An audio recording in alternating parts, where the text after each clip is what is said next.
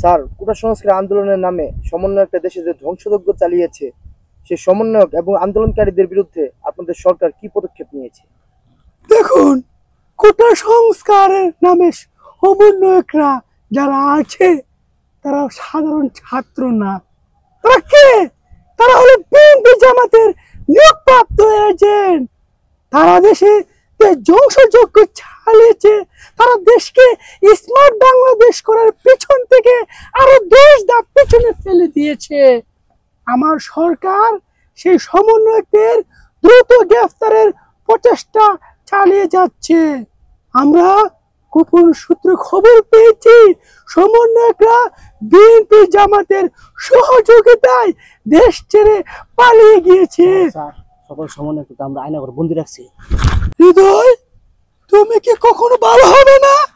কোথায় কি বলতে হয় সেটা কি এখনো জানো না, শিখো না? তুমি এতদিন আমার সাথে থেকে কি শিখেছো? চুপ থাকো, তুমি একটা কথা বলবে না। বেশি কথা বলে এখন কথা হলো শুধু সমন্বয়ক না, যে এবার যারাই কোটা সংস্কার আন্দোলনে অংশগ্রহণ করেছে তাদেরকেও আমরা দ্রুত গ্রেফতার করব। আমি আর কিছু বলতে চাই না, আপনি